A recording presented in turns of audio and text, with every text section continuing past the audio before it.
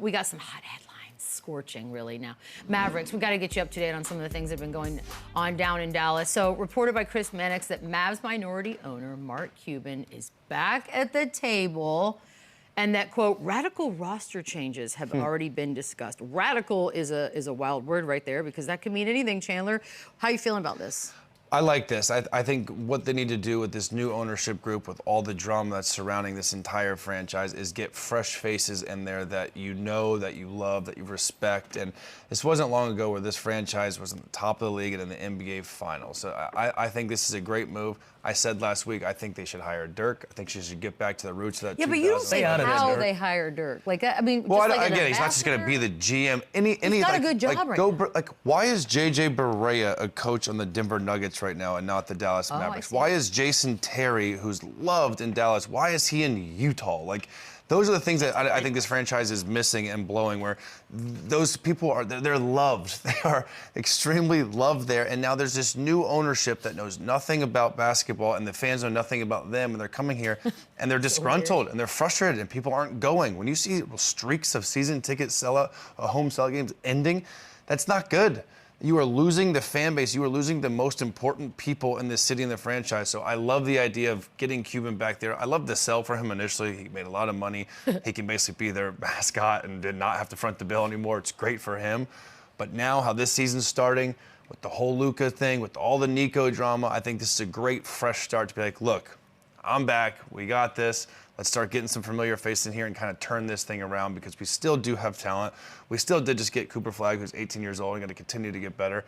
And we still have a lot of moving pieces. We still have an all-NBA point guard that's going to be back at some point this season. So there's light at the end of the tunnel, but, man, the beginning of this season has been hell. What does a radical change mean? Right. To me, it means look, shop Anthony Davis, what that means. Period. Yeah. And that's it, right? Obviously, you don't move Kyrie Irving. No. Maybe you have a conversation about Jason Kidd. When things go like this, the coach is always looked at as well.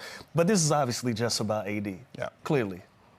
But do you need Mark Cuban to come back in to do that? Yes. I just think right now with no... Why? Think about right now it's just going to be an interim GM, right? They're not going to Sure. go and hire someone. Maybe this summer, I mentioned the name Dennis Lindsey. I know that name's being thrown around, and he's done a great job in his career, but I think they wait to go through this season, see how bad it gets, see if they can possibly turn this thing around.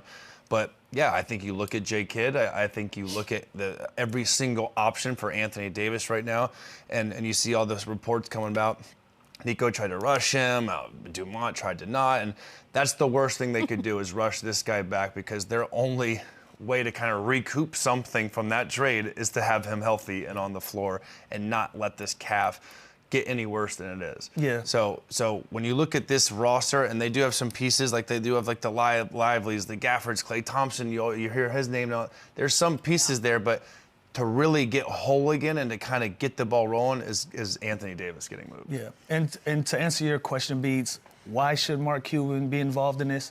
You're there anyways. You're already there. You understand the culture. Not only do you understand the culture, you're part of creating the culture. We've always seen you. You've always been frontline. You know what this city needs. You know what this organization needs. You know what it looks like to be successful in Dallas if you're Mark Cuban, and you care. Right? Like, this is something that he's obviously passionate about. This is his baby. This is something that he's built and been a part of. And so even in the minority space, I think it's important for him to be back at the table and have some input on getting this thing back on the right track. Like, listen, 24 years of sellouts, and then that ends, and all of that talent that you have on that roster, that needs to be addressed. And he's invested as well. So with all things considered, if Mark Cuban is going to sit sideline, and with the way that this thing is going, this is a baby that he's built. This is a brand that he's been hands-on from day one. Hey, I want to see this thing be successful and be right away as well. So if I'm here, I'm back at the table. Yeah, if you've been watching games since the sale, he's been at just as many as he was before. He's still there. He's still there. Yeah. He's still lit on the sideline. He's still just peppering the ref. Like, he is still very much involved. I think now with these extreme circumstances of obviously firing Nico, the whole trade, there's an obligation on Mark Cuban to kind of be like, look, I'm not just going to abandon ship here. I know I cashed in. I know financially I did a great deal, but I'm not just going to let this franchise go to hell in a handbasket just because I sold. There's no way he's going to let that do it. He's going to be very involved moving forward. So it was reported by Tim McMahon that Patrick Dumont was requesting medical data that shows which is interesting that Anthony Davis is not at risk of aggravating that left calf strain before he's even allowed to return, because you don't want to have, like a Tyrese Halliburton situation. The calf strain situation is always weird. It always leads to something else. Then Shams yesterday reporting that it's going to take another 7 to 10 days at least to continue to rehab the calf. I just feel like I'm stuck in a horrible deja vu about this. You can't control injuries, first How of all. do you So show data, though? Yeah, and also as an owner, aren't you seeing all the data on every single player and their injury and all the analytics of it all? But do you even know what you're looking at? I get when it's a calf, when it's a hamstring, and something like that, and you're flirting kind of with that Achilles, obviously. But you don't know what you're not looking rushing at. back. How many times you go to the doctor, you get 90 tests done, they send you results, you're like, thank you? Yeah. I have no idea what I'm looking at. You still need somebody else to explain to you what you're looking at. So it doesn't matter. And again, what's he rushing back for? Like I just said, the only way to recoup anything is to have him healthy and have his trade value as high as possible.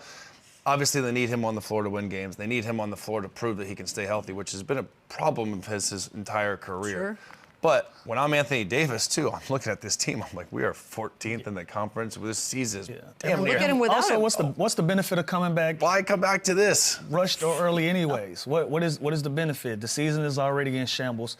At the least, come back and be healthy for yourself. Whether you get traded or whether you're back on the floor with the Mavs, you want to give yourself the best opportunity to be yourself. You know what I mean? So if I'm Anthony Davis, I'm taking 14 days. I want to make sure my thing is right, and I'm gonna buy some time and let y'all figure this thing out. Is it too early to say they're one game out of the play-in? Is the season really a wash? Not yet. Anthony Davis is only, let's say, a week. Kyrie Irving's coming back as well. We did this last year. I'm just saying. Are we 100% sure year. Kyrie Irving's coming back? I'm not ready to throw the towel in on the whole season, but I just think for them to kind of make changes, obviously they're going to need Kyrie Irving. They're going to need to keep developing Cooper Flagg. Lively's been missing games. Klay Thompson's going to get better. I've never seen him shoot this poorly. I'm just saying, I'm not ready just to write the whole season off because the start. Stop with the optimism. I'm not. Well, mathematically, I know you got. of course. Listen, I know you got homies over there. I'm not. It's not even because that. I'm just. I can't. Why don't you go work there? They should. It's over. What would you do? It's over. Talk about it. I would not have traded Luka Doncic. Okay, well, you already did that, so now what? That's dead. I would make.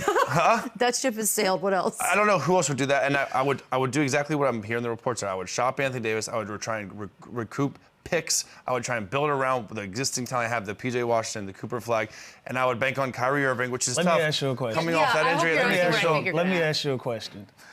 If you can put your name in a hat and say the Clippers, the Memphis Grizzlies, or the Dallas Mavericks are going to come in with that last 10 spot, who are you picking? Oh, dang. not the Grizzlies. Okay, that's, I know who you 50, picking. 50. So, but you just try to. Okay, Probably the good. I'm Clippers. glad you. Really? Way to be a real one. Because But also, I think the Clippers and the Mavs are both better than the Jazz, the Blazers, and the Suns. I think there's a lot. We're getting way ahead of ourselves, but I think there's a lot of wiggle room. No, we're not. Because when this team peaks and they run off 15 of 20, they're going to be where? right there. When will they do that? Next month. Okay, well, the genie in the bottle that you have. I'm just saying, it's a 15 horrific to start, 20. and there's been so much drama and so much negativity I love around this it. franchise. It can only go up from here. That's not No, it true, can't. and that is You think not they see, facts. but they won last night. That's It not can how get life worse. works, dude. There's still a down. Nope, I'm not ready to write this team off. Too much talent. No You one's- trade first of all, Anthony we're Davis not writing them off.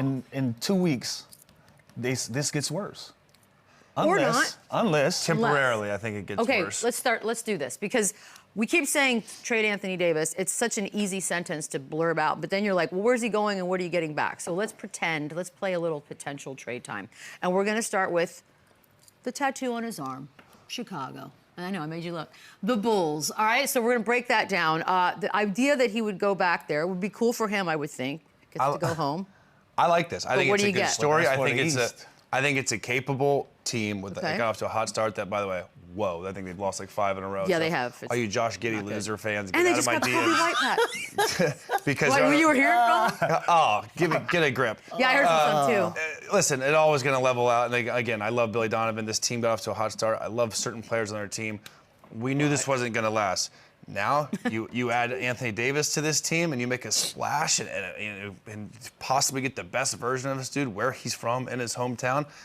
I really like this.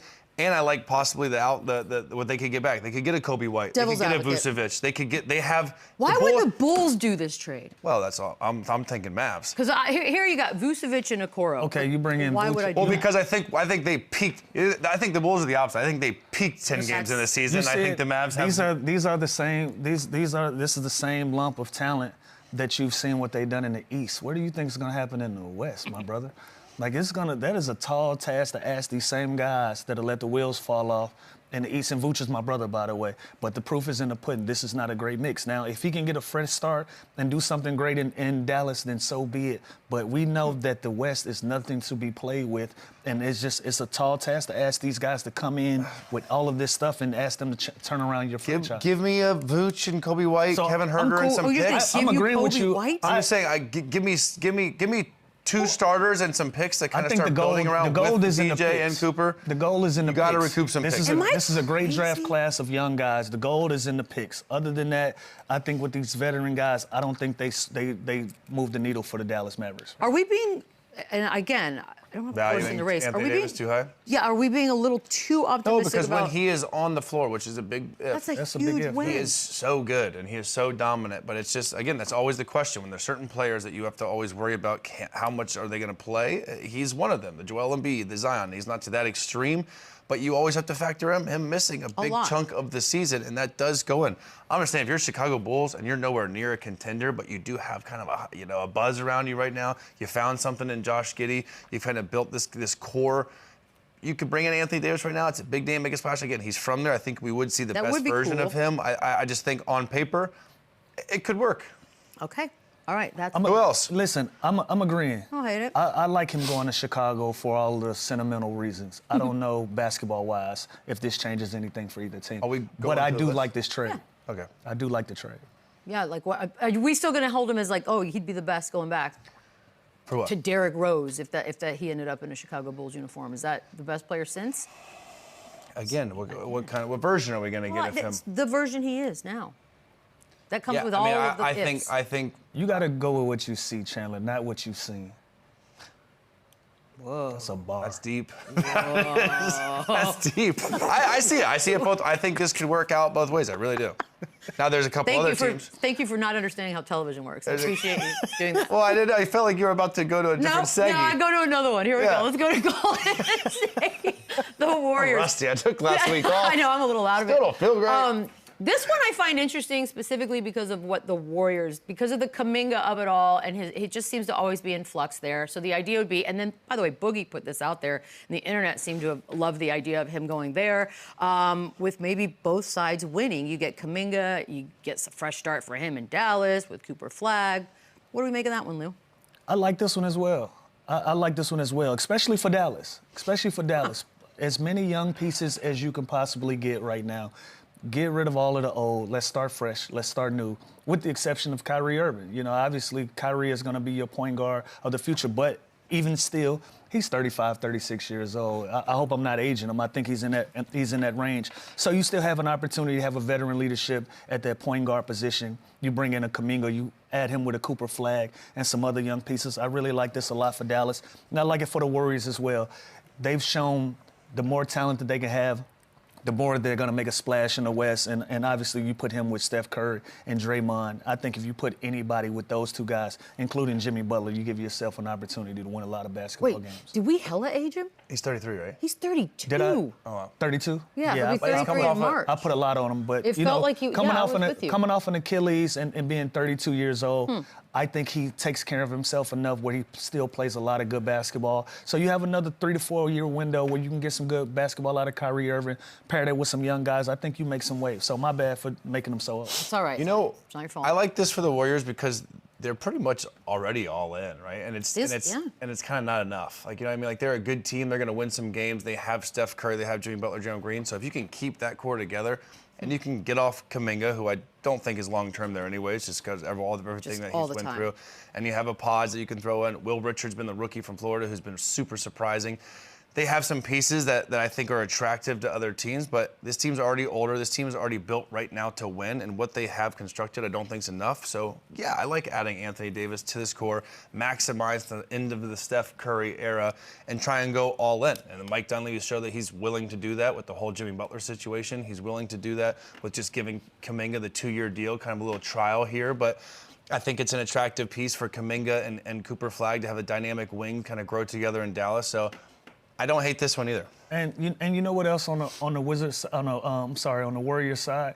A lot of those three guys, from Draymond to Steph to Jimmy, they're durable guys. So even if you bring over a AD and he goes out with another injury or something like that, your ship is still stuck. And they'd be really good defensively. Just feels like a bunch of like fifth-year seniors, like It throwing is. them all It's like together. it's Like the vets. This is the vet team. All right, we're going to take a quick break just so we can gather our thoughts. We'll be back with some more Running Back. The running back, run it up, run it back, run it up, the running back.